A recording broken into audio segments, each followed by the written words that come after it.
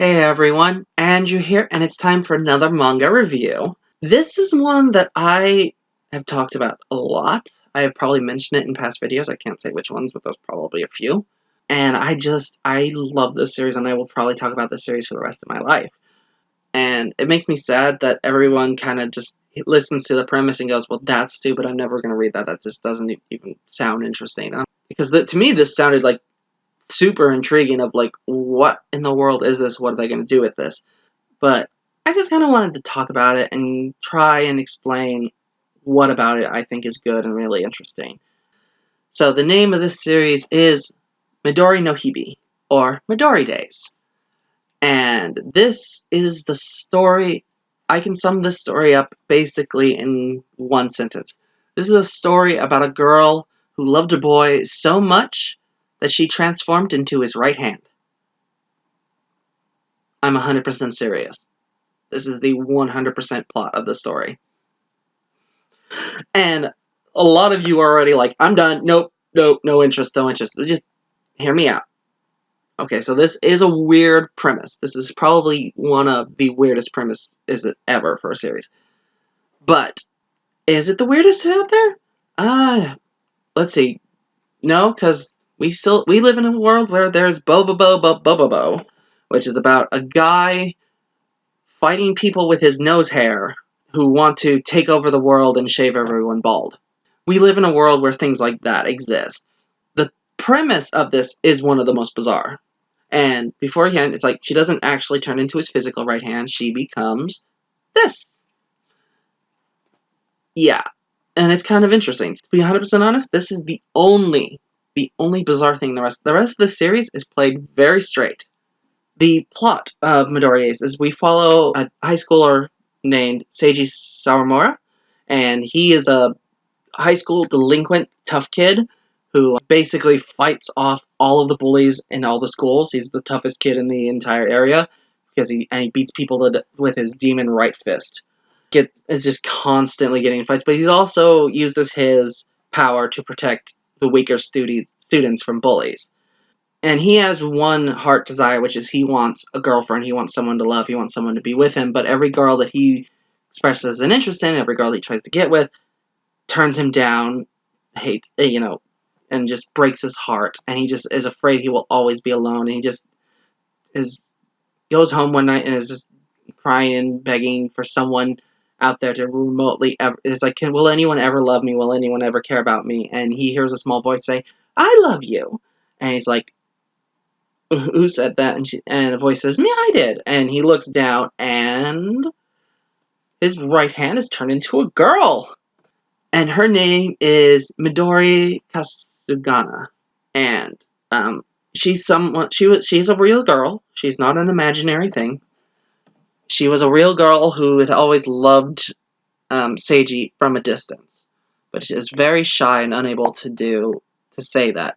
She ends up transforming into his right hand. We don't know how, we don't even fully understand why. The best explanation is that she desperately wanted it so bad that it happened.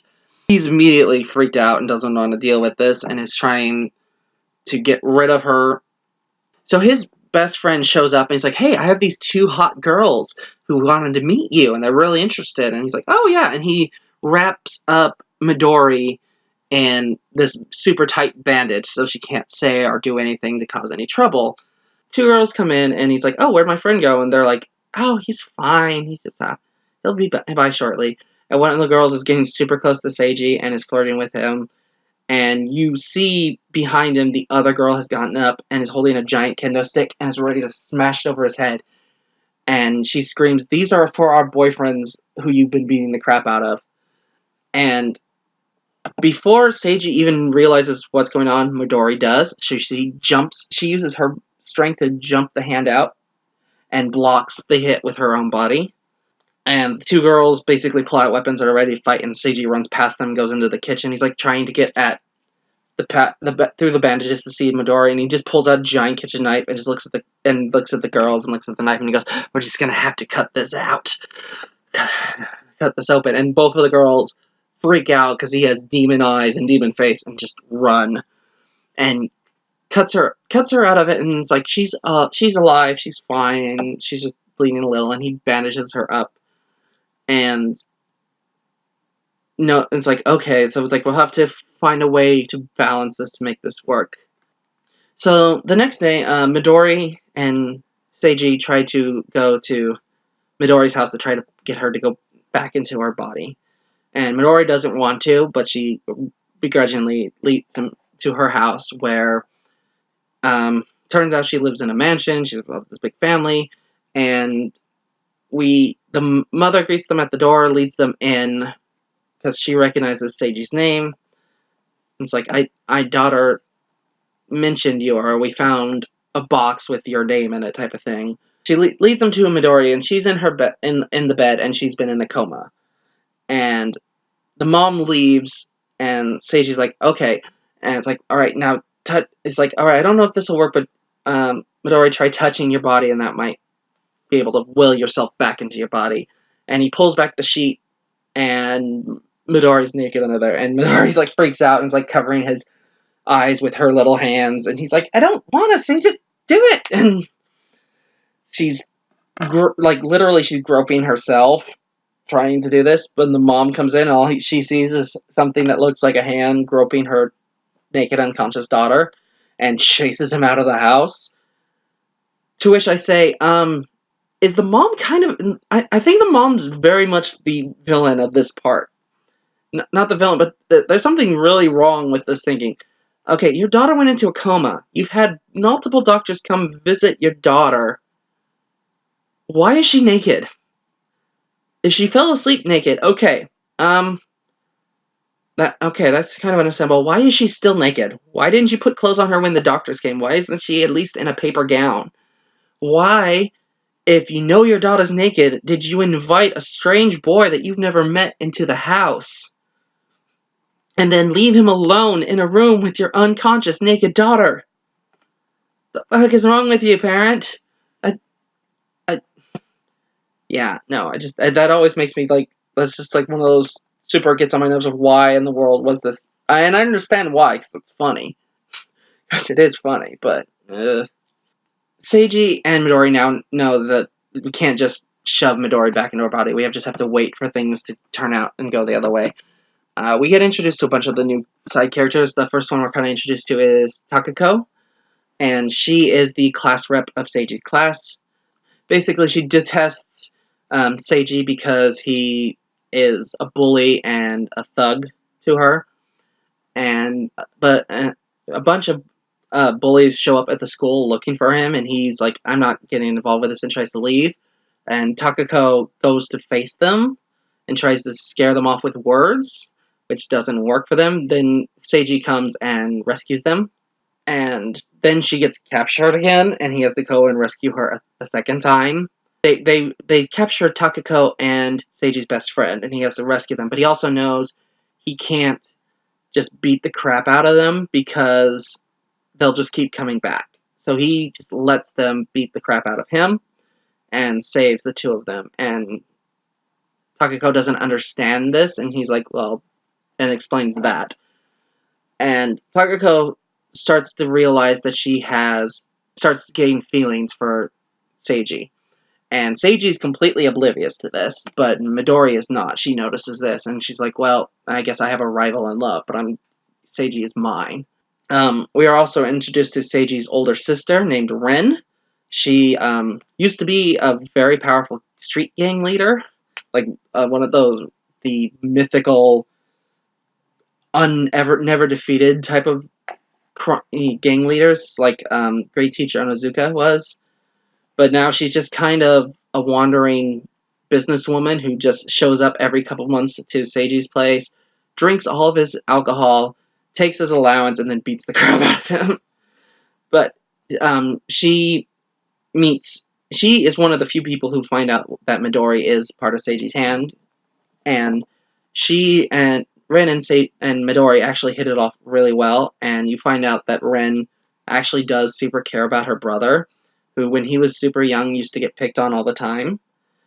And he wouldn't fight back, and he would just smile the whole time while they were picking on him, and she didn't like that, didn't want it that way. So, but she couldn't keep fighting all his battles, so she trained her brother how to fight and hypnotized him into actually like believing that his right hand was a demon and that he could do anything with it, which is kind of cool.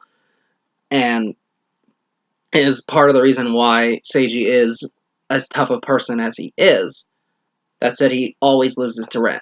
We then meet Kyota Sengoji, who is childhood friend of Midori's. He is a basically kind of like a prince-like character, and you realize that he's kind of had a crush on Midori, and he's trying to convince Seiji to come to Midori's house to try and wake her up. Senji does not want to have to deal with the drama of that mother character, and he just kind of refuses. Kota ends up getting captured, and Senji has to come in and rescue him. And then it realizes that that Midori is connected to Kota, and this is kind of where she wants to be, but does not like the situation as it is. And you also start to suspect or see that Kota has feelings for Seiji, that he might actually have a crush on, or developing a crush on Seiji. And of course, Midori is constantly aware of every person that falls in love with Seiji, so she's super nervous about this, that somehow Seiji will turn gay, type of thing. It's kind of interesting. And the third really important person that you kind of meet is Suichi Takamizawa, and he is a classmate of Seiji's and is a doll otaku. He is obsessed with figures and the dolls that you can make up and do different costumes, different things with. And he is constantly carrying around a doll of his favorite anime character, Ultra-Marin. And he noticed Midori on Seiji's arm and thinks that he is also a doll otaku, and is that is his doll. And he's like, oh, she's really lifelike. It's like, and tries to touch her, and she screams and backs up, and he realizes that she's a real girl and starts to, like, he starts making clothes for her at first and just being like, oh, it can actually make outfits that someone wears and can appreciate.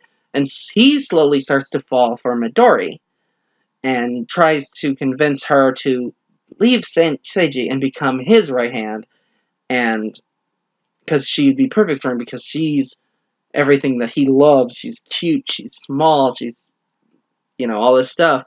And she refuses, and he tries to press it. Seiji punches him and gives him amnesia. He eventually remembers and apologizes, and then gets Seiji to help him woo this young woman who looks exactly like his Ultra-Marin. And she doesn't even give Suichi the time of day, so they end up dressing Suichi as this very tough, gang-like person, and he tries to, woo her through strength, and that doesn't work at all. And then the two punks try to beat up Suichi, and the Ultra-Marin girl, gets super defensive, and her voice just kind of drops into deep demonic voice, and she beats the crap out of both of those guys.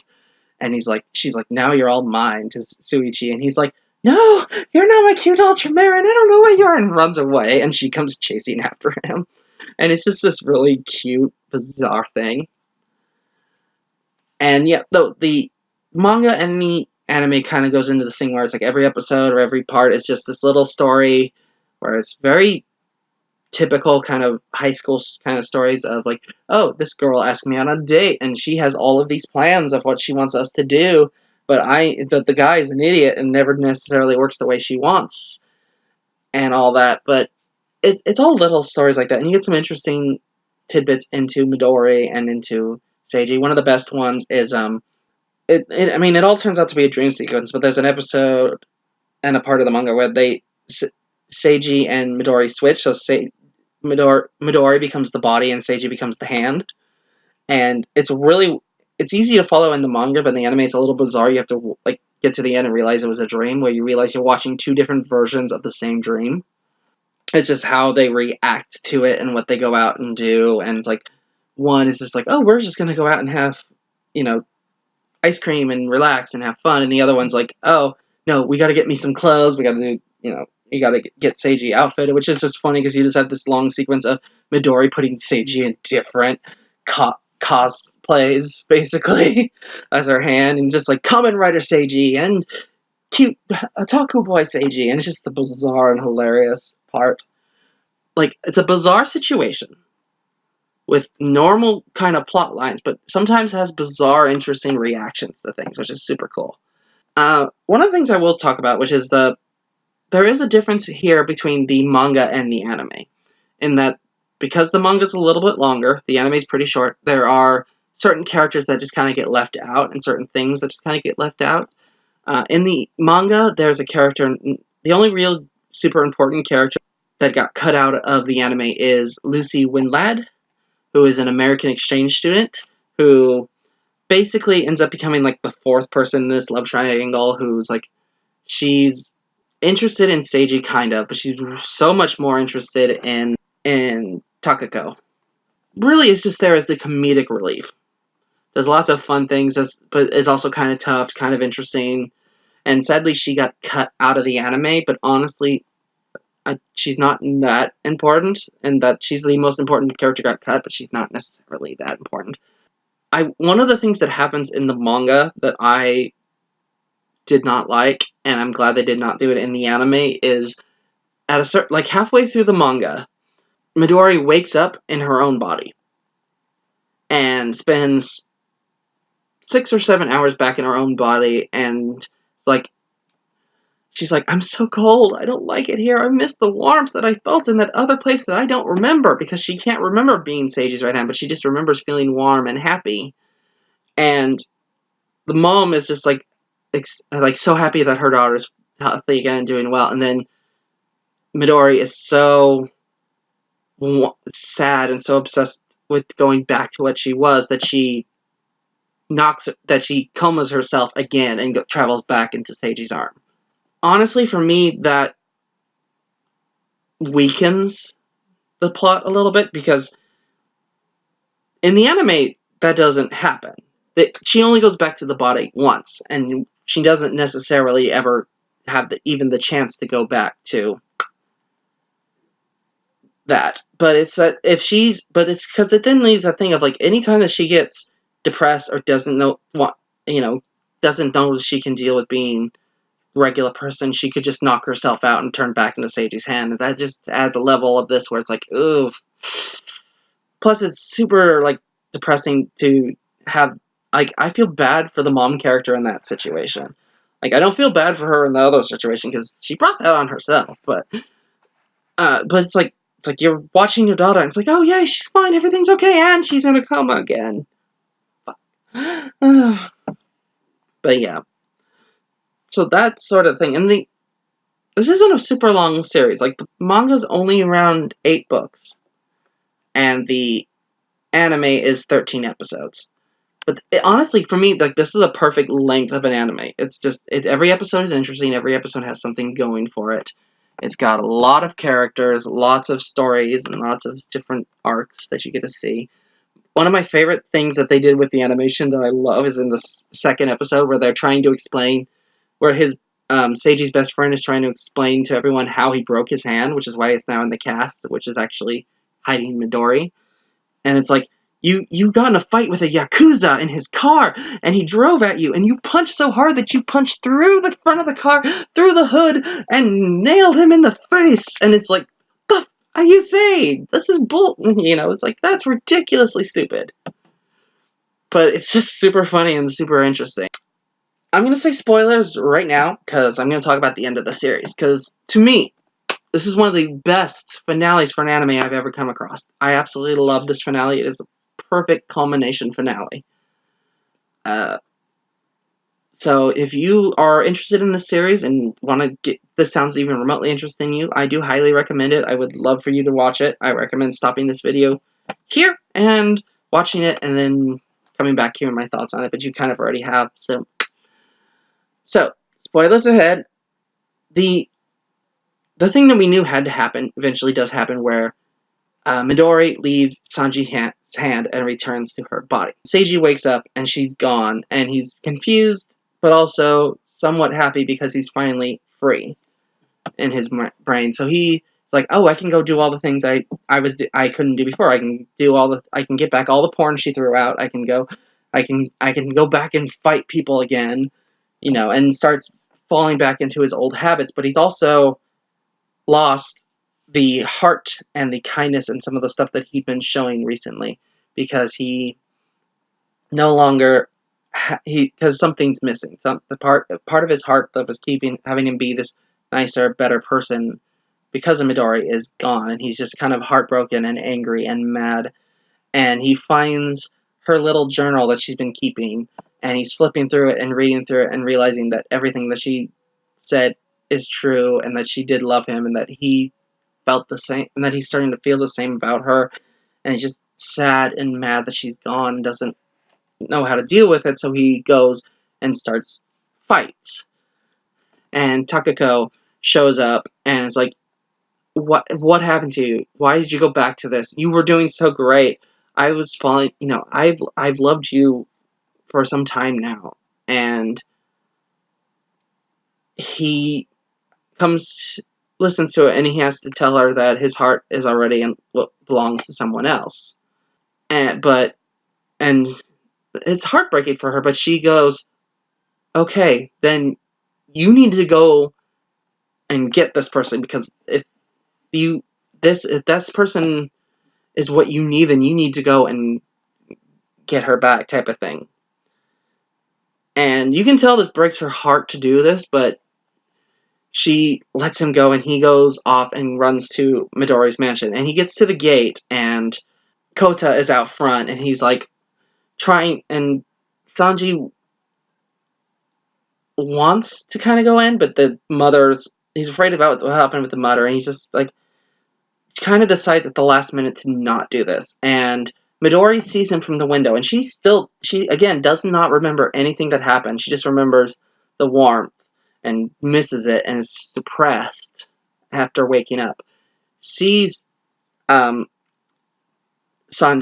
leaving, and Kota's basically runs down to Kota, and Kota's like, you love him, right? You need to go tell him, go find him.